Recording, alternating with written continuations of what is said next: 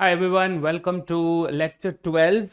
आज हम कर रहे हैं अरेंजमेंट्स का सेकेंड पार्ट। अर्लियर हमने किया था अरेंजमेंट्स का फर्स्ट पार्ट, जहाँ पे हमने देखा था लीनियर अरेंजमेंट। आज हम करेंगे circular arrangement, right. Similar concept है, सिमिलर रूल्स है, बट थोड़ा सा वेरिएशन है in the way we read the question and we approach to it, right. So let's get started with the foundation batch. आज का एजेंडा हम देखेंगे circular arrangement है क्या, उसमें वेरिएशंस किस टाइप की आती हैं, एंड एक एग्जांपल सेट देखेंगे। तो लीनियर अरेंजमेंट हमने कर लिया था। Today we are going to talk about circular arrangement. Circular arrangement में क्वेश्चंस आते हैं where people are sitting around something, है ना, किसी के अराउंड बैठे हैं, कोई टेबल के अराउंड, कोई चीज के अराउंड। अब यहाँ पे जरूरी नहीं है कि the word circular is to be used, right.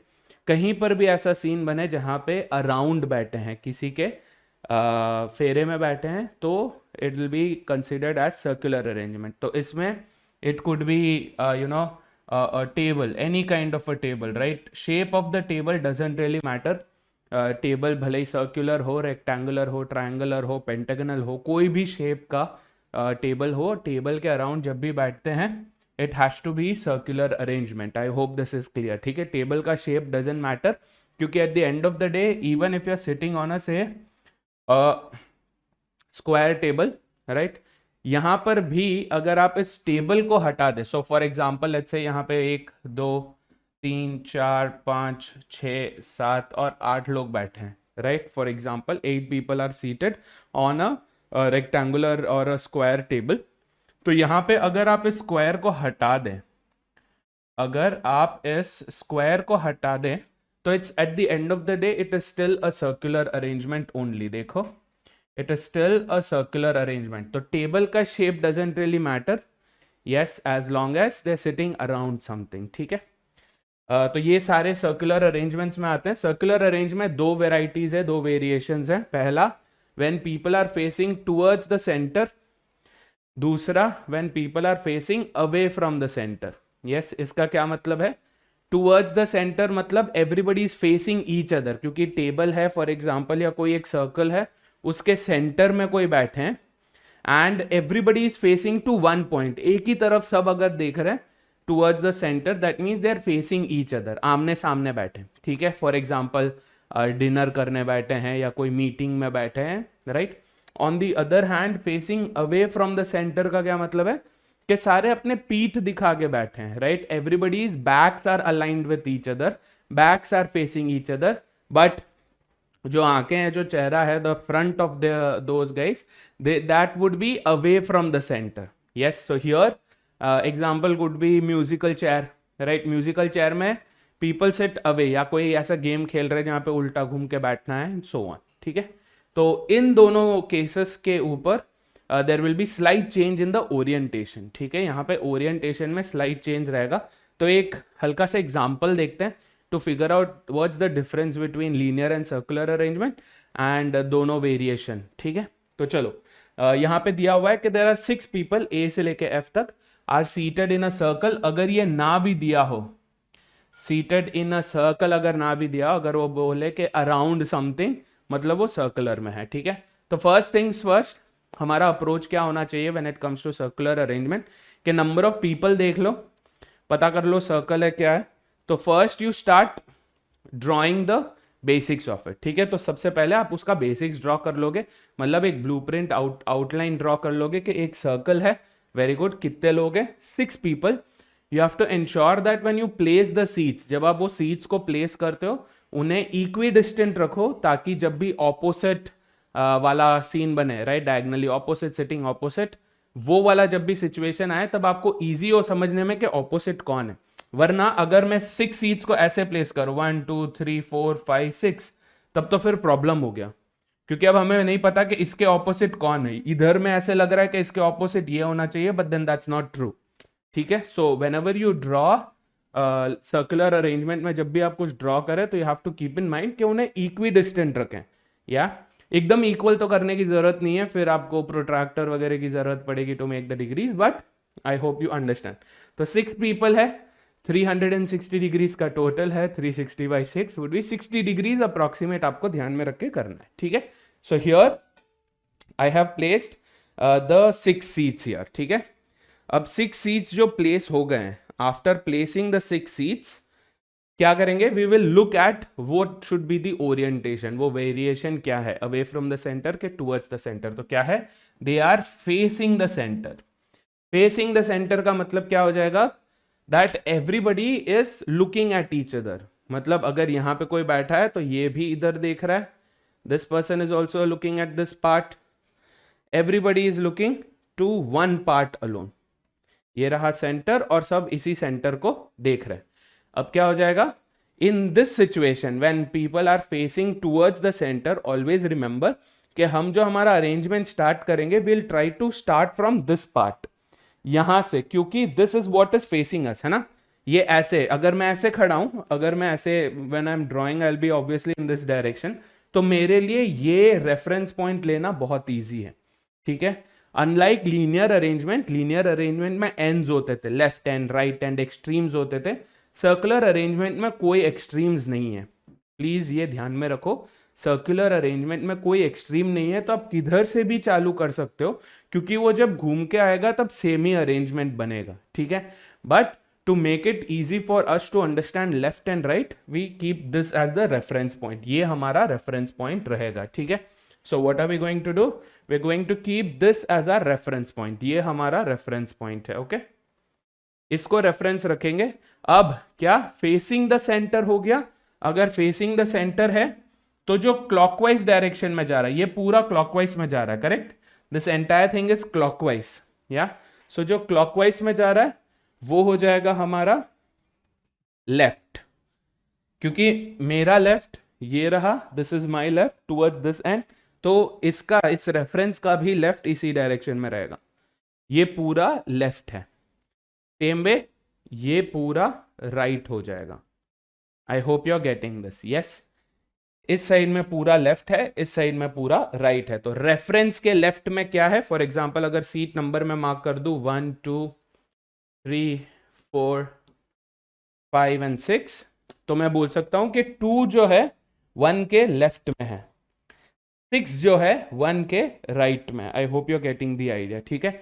ये है facing towards the centre.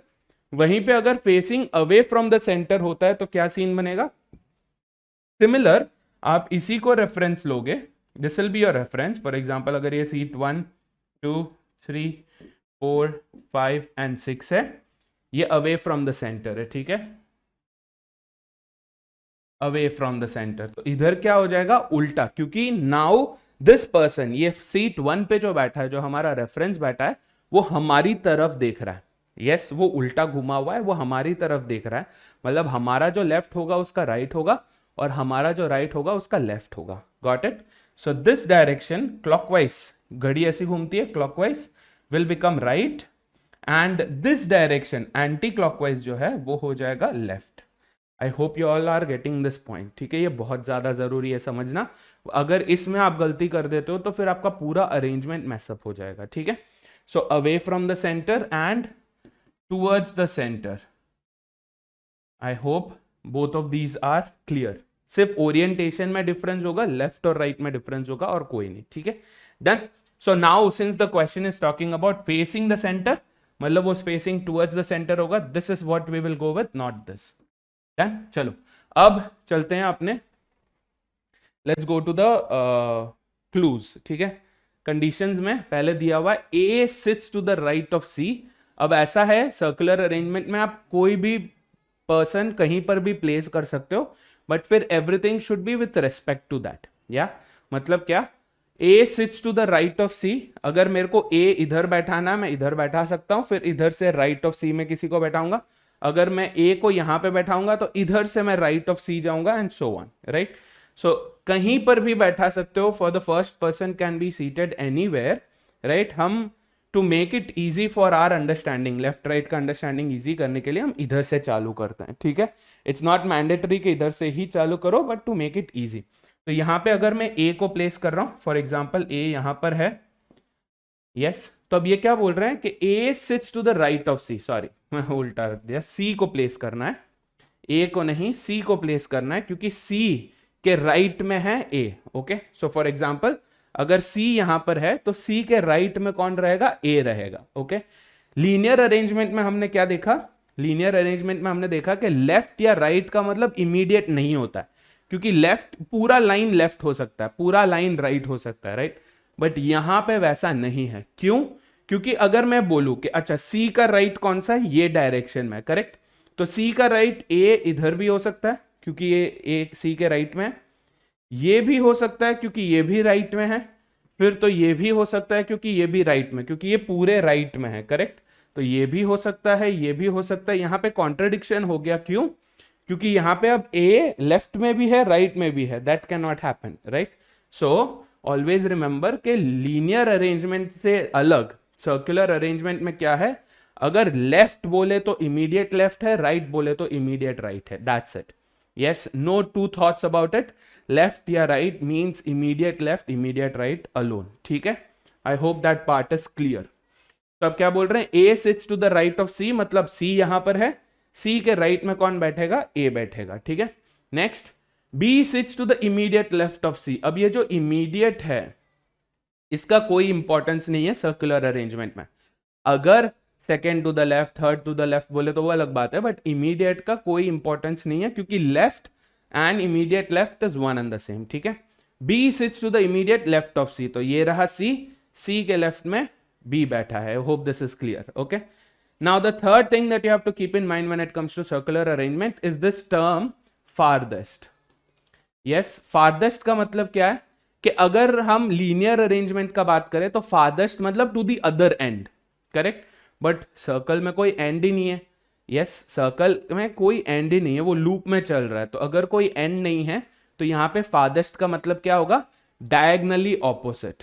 Yes, diagonally opposite मतलब क्या, इसके एकदम ऑपोजिट में ये है, यहां पे कौन बैठेगा, डी बैठेगा। I hope this is clear. Okay, D sits in a seat farthest to B. कैसे? अगर डी यहां पे बैठा तो नेबर हो गया, है ना, अगर डी यहां पे बैठा तो 1 2 सीट्स छोड़ के है, अगर डी यहां पर है तो 1 2 3 सीट्स छोड़ के। अब देखो डी इधर इधर नहीं बैठ सकता, इस डायरेक्शन में भी अगर आप देखोगे, इस डायरेक्शन में भी अगर आप देखोगे तो आपको बोल रहा है कि आपको मिल रहा है कि 3 seats, after 3 seats D seated, यहां पे भी 3 सीट के बाद डी बैठा है, सो इक्विडिस्टेंट भी हो जाता है and farthest from both directions, ठीक है। सो फारदेस्ट का मतलब क्या है, डायगनली ऑपोजिट, डायगनली ऑपोजिट, ठीक है। एंड सर्कुलर अरेंजमेंट में ऑपोजिट एंड डायगनली ऑपोजिट भी सेम होता है। सर्कुलर अरेंजमेंट में ऑपोजिट डायगनली ऑपोजिट सेम होता है क्योंकि सर्कल में everything else can be looked at in a perspective of opposite. ये भी ऑपोजिट बोल सकते हैं, इसे भी आप ऑपोजिट की तरह कर सकते हैं अगर वो ऐसे बंदा ऐसे घूम जाए, right. So you have to be careful. Circular arrangement left right immediate left right होता है, ऑपोजिट डायगनली ऑपोजिट ही होता है, ठीक है। I hope that part is clear. तो अब तक इस अरेंजमेंट में हमें क्या मिला है, अब तक हमें मिला है कि C is seated here in seat number 1, seat number 2 पे B है, सीट नंबर 6 पे A है, सीट नंबर 5 पे D है। अब जो बाकी के दो लोग हैं that is E and F could be seated anywhere। E यहां पे हो सकता है, E could be seated here, either E is here then F would be here, या फिर F इधर होगा E इधर होगा, ठीक है। So we have two arrangement, two possibilities. One, अगर मैं यहां से चालू कर रहा हूं and if I am going clockwise then the arrangement's name would become what, CB। First case क्या है, C से चालू कर रहे हैं, वे स्टार्टिंग फ्रॉम C क्योंकि कोई तो रेफरेंस चाहिए, वरना सर्कल को आप कहां से चालू करोगे, है ना। तो एक रेफरेंस के लिए हमने C को रखा, क्लॉकवाइज अगर जाएंगे तो we have C B E F D A and the second possibility would be what, C B F E D A, ठीक है। These are the two possibilities, so you have to be very very careful। इसी arrangement को अगर मैं C से नहीं B से चालू करूं तो अरेंजमेंट क्या हो जाएगा, B E F D A C। अगर मैं C से नहीं चालू करके B से चालू करूं तो क्या हो जाएगा, B E F D A C। समझ में आ रहा है, अरेंजमेंट सेम ही है बट हम किसी और पर्सन से रेफरेंस से चालू कर रहे हैं, that's it. Okay, so it's all about perspective of the person who is making the drawing जो सॉल्व कर रहा है उसके पर्सपेक्टिव से है, it doesn't even matter. Done. चलो इसके साथ हम अब चालू करेंगे अपना example set. This is a very simple very direct set है ये। अ जूलर मेक्स अ नेकलेस। अब नेकलेस कैसे होता है, नेकलेस इज राउंड, ठीक है, मतलब जरूरी नहीं है राउंड हो, but at the end of the day it still ends up being a circle, ठीक है, of 6 different types of gems, diamond, jade, olivine, opal, quartz and zircon, ठीक है। पॉइंट नंबर 1, 4 क्लूज दे रखे हैं। So can we start with the arrangement? चलो let's start with the arrangement now. So what are we going to do? We are going to look at the 5 questions. 5 question है, arrangement की जरूरत पड़ेगी ना answer करने के लिए, तो लेट्स गेट स्टार्टेड, ठीक है। तो हमने देखा कितने 6 थे, right. So we have the circle, we have 6 seats, ठीक है, सर्कल लगा दिया, 6 सीट्स लगा दिया, राइट। यहाँ पे पीपल नहीं है, लोगों को नहीं बैठा रहे हैं, ऑब्जेक्ट्स को रख रहे हैं, इधर which way is the same thing, ठीक है।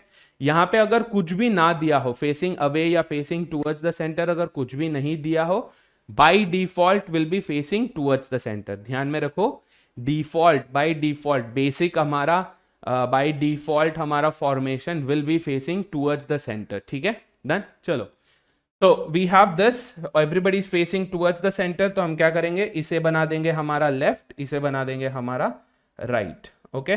Now we have to start with definite and relevant, right, definite and relevant kind of clues, तो उससे चालू करेंगे।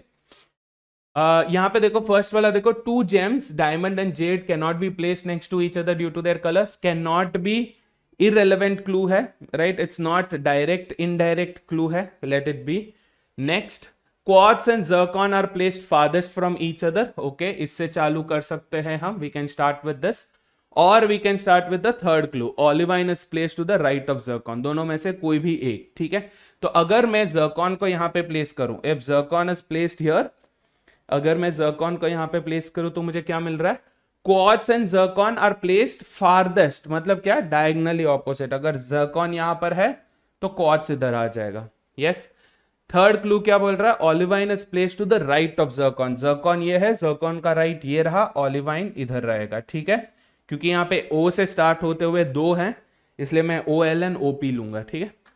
तो these 2 clues are done.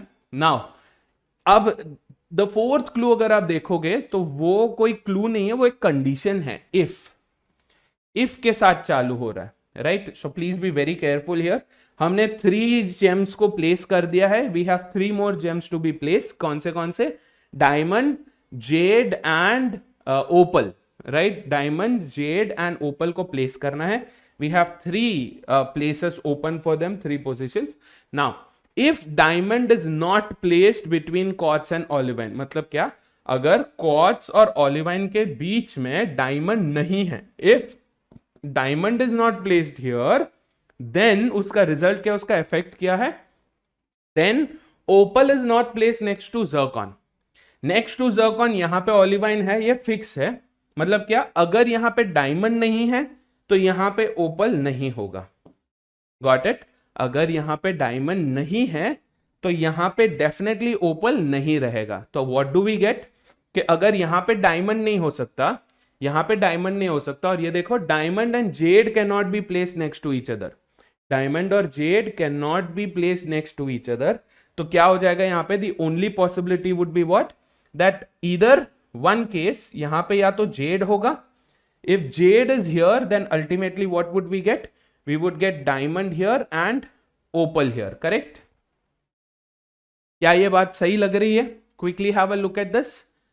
Diamond and jade साथ में है? नहीं है, क्योंकि अगर diamond यहां पे है तो jade यहां पे नहीं हो सकता. Yes, this is very clear. If diamond is here, jade cannot be here. That means the only possibility is opal here, right? So diamond, opal, jade. This could be one possibility. क्या कोई दूसरी possibility हो सकती है? Could this happen? Could we place opal here, यहां पे ओपल आ सकता है? नहीं। क्यों नहीं आ सकता ओपल यहां पे, क्योंकि अगर डायमंड यहां पे नहीं है तो यहां पे ओपल नहीं आएगा, ठीक है। So one possibility is clear कि यहां पे डायमंड नहीं है, यहां पे डायमंड नहीं है, एंड डायमंड एंड जेड साथ में नहीं हो सकता। अगर डायमंड यहां पे नहीं है, डायमंड एंड जेड साथ में नहीं हो सकते, तो ओनली पॉसिबिलिटीज जेड को इधर लगाओ, डायमंड को इधर लगाओ and opal would be here, क्योंकि ओपल ये वाली सीट पे नहीं रख सकते, राइट? दिस स्लॉट में ओपल को नहीं रख सकते। अब ये हो गया one of the possibilities, please understand, ये कोई डेफिनेट वाली पॉसिबिलिटी नहीं है, this is one of the possibilities. क्यों? क्योंकि ये कंडीशन है, this is not a statement, this is not a clue, ये कंडीशन है। If diamond is not placed, what if diamond is placed? अगर डायमंड प्लेस हुआ तो क्या होगा? अगर डायमंड यहां पे प्लेस हुआ तो क्या होगा? बाकी सारे सेम रहेंगे, ज़िरकॉन, ओलिवाइन एंड क्वार्ट्ज, ये सारे सेम रहेंगे। अब हम कंडीशन को ऑपोजिट कर रहे हैं, अगर यहां पे डायमंड हुआ तो उसका कुछ दिया हुआ है क्या? अगर यहां पे डायमंड नहीं है तो डेफिनेटली यहां पे ओपल नहीं होगा, दिस इज ओके। बट अगर यहां पे डायमंड है तो क्या यहां पे ओपल हो सकता है? हो सकता है, नहीं भी हो सकता है। Are you getting this? Condition को ध्यान से पढ़ो, condition is only about diamond not being placed here. Condition is, there is nothing told about what happens if diamond is placed here. तो अगर यहां पे डायमंड प्लेस हुआ तो यहां पे ओपल हो सकता है, यहां पे जेड हो सकता है, या फिर ओपल और जेड, ओपल और जेड में we can have interchangeability also. तो क्या हो जाएगा? यहां पे ज़िरकॉन, यहां पे क्वार्ट्ज, यहां पे ओलिवाइन, ये तो फिक्स है। यहां पे हमने डायमंड लगाया, अब यहां पे जेड हो सकता है, यहां पे ओपल हो सकता है। Got it? So we have 3 cases, 3 possibilities, 3 arrangements when it comes to this particular set. If you have any questions, any queries, I would recommend कि आप इसे थोड़ा सा रिवाइंड करके देखें। यस, मैंने इसमें डिटेल में समझाया है। द इश्यू, इफ अगर कोई इश्यू आ रहा है तो वो 4th स्टेटमेंट से होगा। 4th स्टेटमेंट कोई क्लू नहीं है, वो एक कंडीशन है। इफ स्टेटमेंट लगाया कि अगर डायमंड इधर नहीं है तो डेफिनेटली ओपल इधर नहीं है, बट अगर डायमंड इधर है तो ओपल यहां पे हो भी सकता है, नहीं भी हो सकता है, ठीक है? क्योंकि अगर डायमंड इधर है तो उसका कोई क्लू नहीं दिया हुआ है। या so we have 3 arrangements, 3 arrangements है हमारे पास, right? With these 3 arrangements we are going to go ahead with the solution process. Ready? चलो, तो ये रहा अरेंजमेंट, ये रहे 5 questions. If you want to solve it, pause करो, सॉल्व कर लो, बाकी लोग आ जाओ मेरे साथ सॉल्व करते हैं। First question is very direct, how many possible arrangements can be made that satisfy all the conditions? 1 2 3, answer is 3। बहुत ही easy question, done, beautiful. Next question number 2, if quartz is placed to the left of opal. अब ये क्या condition based questions है, ठीक है? Question में condition है, if quartz is placed to the left of opal, opal ये रहा, ये पूरा लेफ्ट है, क्लॉकवाइज पूरा लेफ्ट है, तो क्या ये लेफ्ट में है? दिस थिंग वर्क्स, या इसे रख सकते हैं। नेक्स्ट, यहां पे क्या है? ओपल, ओपल के लेफ्ट में क्या है? जेड है, क्वार्ट्ज नहीं है, so this thing doesn't work. ये रहा ओपल, ओपल के लेफ्ट में क्या है? क्वार्ट्ज है, तो this thing works, right?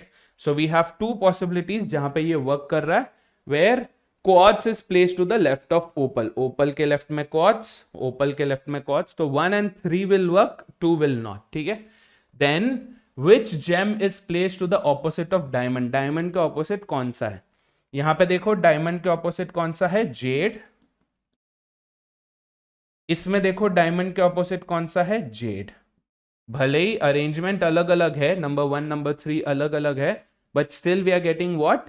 That jade is always opposite to diamond. Either this is diamond here and jade here, या फिर diamond there and jade here, ठीक है? I hope this is clear. तो ईदर विच वेज हमारा answer jade होगा। जिन लोगों को कैन नॉट बी डिटर्मिन्ड आया, please have a look at this. Yes, we first narrow down the arrangement, जो नहीं वर्क कर रहा है for that question we eliminate it, फिर जो लागू है, जो चल रहा है, जो सेटिस्फाई कर रहा है, उसको रख के हम क्या करेंगे? क्वेश्चन को आंसर करेंगे। अगर हमारा डेफिनेट आंसर नहीं आता, मतलब सिर्फ एक ही आंसर आना चाहिए हर केस में, यहां पे भी डायमंड के ऑपोजिट जेड है, यहां पे भी डायमंड के ऑपोजिट जेड ही है, then you can answer it, this is called a definite answer. But अगर फॉर एग्जाम्पल यहां पे अच्छा ये ले लो, यहां पे डायमंड के लेफ्ट में ओपल है और यहां पे डायमंड के लेफ्ट में ओलिवाइन है, तो then it will not work, क्योंकि यहां पे ओपल आ रहा है आंसर, यहां पे ओलिवाइन आ रहा है। I hope this is clear, ठीक है? आंसर डेफिनेट होना चाहिए। कितनी भी पॉसिबिलिटीज है, अगर सिमिलर आंसर आ रहा है, एक ही आंसर आ रहा है, then you can definitely answer, वरना आंसर होगा can not be determined. Okay, done. Question number 2 is done. Let's go to the third question. If zircon is placed to the right of opal. Opal, opal के right में Zircon है. ओपल के right में Zircon है नहीं. Right मतलब क्या होगा? एंटी क्लॉकवाइज, उल्टा घड़ी. ठीक है, यहां पे ओपल, ओपल के राइट में ज़िरकॉन है. यहां पे ओपल, ओपल के राइट में ज़िरकॉन है नहीं. तो 1 and 3 विल नॉट वर्क. सिर्फ एक ही अरेंजमेंट पॉसिबल है, दैट इज दिस वन. ठीक है, नंबर 2. हाँ, then which gem is placed second to the left of zircon. Zircon ये रहा, this is zircon. First left, second left. कौन सा है सेकेंड लेफ्ट पे? Jade. Are you getting this? Zircon का first left, second left is jade. Jade क्या है? Option B. I hope this is clear. ठीक है, left is clockwise, right is anti clockwise, उल्टा चलना है. ठीक है, चलो question number 4 now. Which of the following gems are placed next to each other. अब ये वाला question, this question you can actually answer without the arrangements. तो ये फ्रीबी है, ये वाला क्वेश्चन जो है फ्रीबी है, क्योंकि अगर आप क्वेश्चन को ध्यान से पढ़ोगे तो उसी क्लू में आपको आंसर मिल जाएगा. First we will start with answering using this. ठीक है, फिर उसके बाद दूसरा मेथड बताऊंगा मैं. तो क्या है? Which of the following gems are placed next to each other. यहां पे ये ध्यान में रखना है कि हर पॉसिबिलिटी में वो ट्रू होना चाहिए. डायमंड एंड जेड बाजू बाजू में है नहीं है. डायमंड एंड जेड बाजू बाजू में नहीं है. This can't be our answer. Quartz and zircon, quartz and zircon बाजू बाजू में है, तीनों में नहीं है. ओपल एंड ज़िरकॉन, ये देखो ओपल एंड ज़िरकॉन यहां पे नहीं है, यहां पे है, यहां पे नहीं है. Are you getting this? Opal and zircon सिर्फ एक कंडीशन में पॉसिबिलिटी है, सिर्फ 2 में पॉसिबल है, 1 और 3 में नहीं है. Opal and zircon are not next to each other when it comes to the 3 conditions, right. So option C भी नहीं होगा. बट ऑलिवाइन एंड ज़िरकॉन क्या सीन है? ये देखो, ऑलिवाइन एंड ज़िरकॉन बाजू बाजू में, बाजू बाजू में, बाजू बाजू में, right. That means the only one pair of gems जो हमेशा बाजू में रहेंगे वो है olivine and zircon, not opal and zircon, right. क्योंकि ओपल एंड ज़िरकॉन में क्या हो रहा है कि इसमें ओपल और ज़िरकॉन बाजू बाजू में नहीं है, यहां पे भी नहीं है. So there are 2 possibilities where opal and zircon are not next to each other. However there is one, एक है जिसमें बाजू बाजू में है, बट क्वेश्चन क्या बोल रहा है? Is. Which of the following are. whenever you have statements like are, is, was, had, whatever, ये सारे क्या है? डेफिनेट है. यस, एंड जब भी आपके पास ये आए कुड बी या पॉसिबिलिटी, यस, ये सारे आए तो ये सिर्फ पॉसिबल अरेंजमेंट्स पूछ रहे हैं. मतलब इवन 1, ये है all arrangements, this is at least 1. अगर एक में भी है, अगर इवन एटलीस्ट 1, एक में भी अगर ये अप्लाई हो रहा है तो ये आंसर हो सकता है. बट डेफिनेट जब भी टर्म्स यूज होते हैं, इज, आर, वॉज, वेयर, ये सारे मतलब क्या? सब में ट्रू होना चाहिए. ठीक है, it should be true in all the cases. तो our answer is D, olivine. अब ये वाला क्वेश्चन फ्री भी है, क्यों? क्योंकि इसे आप डायरेक्ट क्वेश्चन से ही आंसर कर सकते हो. क्योंकि क्वेश्चन में देखो क्या दिया हुआ था, क्लू में, क्लू में ये दिया हुआ था, ये रहे क्लू में दिया हुआ था डायमंड एंड जेड कभी साथ में नहीं हो सकते. तो डायमंड एंड जेड को तो हम एलिमिनेट कर ही सकते हैं फ्रॉम आवर लिस्ट. ये एलिमिनेट हो गया डायमंड एंड जेड, क्योंकि ये दोनों साथ में नहीं हो सकते. Next look at this. Next clue क्या बोल रहा है?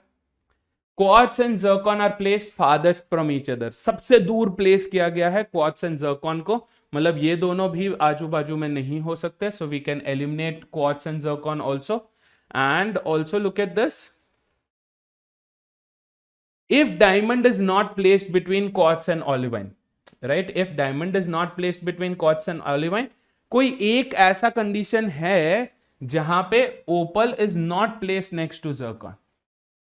Where opal is not placed next to zircon, ऐसा एक कंडीशन तो होगा ही होगा, क्योंकि if diamond वाला है. So we can also let go of option 3. Yes, option C को भी हम एलिमिनेट कर सकते हैं, क्योंकि ओपल और ज़िरकॉन जरूरी नहीं है कि हर केस में साथ में हो. So the only thing that always would make sense is what? Olivine and zircon. ठीक है, with this will move on to the last set, last question. If quartz is placed, ध्यान से पढ़ो, if quartz is placed third to the left of zircon, zircon ये रहा third to the left है 6 stones, अगर 6 gems हैं और third to the left third to the right same ही होगा, क्यों? देखो, first to the left, second to the left, third to the left, same way right में भी सेम ही होगा 1 2 3, राइट? क्योंकि when there are six terms to be placed in a circle and we are talking about third to the left or right, मतलब diagonally opposite की ही बात कर रहे हैं. In every case zircon and quartz are diagonally opposite, मतलब ये जो question है वो तीनों केसेस में ट्रू है. ये जो कंडीशन है if quartz is placed third to the left of zircon, तीनों में एप्लीकेबल है, तो तीनों हमें देखना है, ठीक है? Then which gem is placed third to the right of opal? Third to the right of opal, opal ये है, राइट उल्टा जाना है, सो 1 2 3, ऑलिवाइन है यहां पे, ओपल इधर है, ओपल ये रहा 1 2 3, डायमंड है, सो यहां पे ऑलिवाइन आ रहा है, यहां पे आंसर डायमंड आ रहा है, और यहां पे देखो 1 2 3, यहां पे भी ऑलिवाइन आ रहा है, तो वी हैव 2 ऑलिवाइंस एंड 1 डायमंड. क्या ये डेफिनेट है? क्या तीनों कंडीशन में, तीनों केसेस में सेम आंसर आ रहा है? नहीं, अलग अलग आ रहा है, एक दो में ऑलिवाइन आ रहा है, एक में डायमंड आ रहा है, right? So you have to be careful, olivine ना सेलेक्ट करे, डायमंड ना सेलेक्ट करे, क्योंकि ये दोनों क्या है? ट्रैप है. Okay, it has to be true, it has to be true in all the arrangements possible, so our answer has to be, cannot be determined, because there is one arrangement where it's different. yes, मतलब क्या? Non definite answer, and question definite question है, is, ये देखो is, ठीक है? Could नहीं है, could या पॉसिबिलिटी होता तो फिर सिर्फ पॉसिबल अरेंजमेंट, कोई एक में भी ट्रू है तो ट्रू है. या so you have to be very very careful about these kind of questions. With this हमारा अरेंजमेंट्स का सिलसिला खत्म. Please do not forget to solve the DPPs. It's very important that you solve foundation level के DPPs to ensure कि आपके conditions, question पढ़ना, language समझना, different cases, different possibilities का समझना एंड यूज करना, ट्रायल एंड एरर यूज करना, ये सब थोड़ा सा स्ट्रांग हो जाएगा. तब जाके जब आप मोर डिफिकल्ट लेवल क्वेश्चंस करोगे तो आपको इजी लगेगा, ठीक है? And always remember, by default अगर कुछ भी नहीं दिया है तो it is always facing towards the centre. Circular arrangement में लेफ्ट या राइट मतलब इमीडिएट लेफ्ट इमीडिएट राइट ही होता है, नॉट एनी केस, ठीक है? क्योंकि लूप है, मतलब everything is to the left of everything, everything is to the right of everything, फिर वो कॉन्ट्रोवर्शियल हो जाएगा, कॉन्ट्राडिक्टिंग हो जाएगा. Next, with multiple possibilities learn to eliminate. Eliminate कैसे किया था हमने? क्वेश्चन में केसेस दे रखे हैं, क्वेश्चन में if something is to the left of something, वैसे वाले कंडीशंस दे रखे हैं.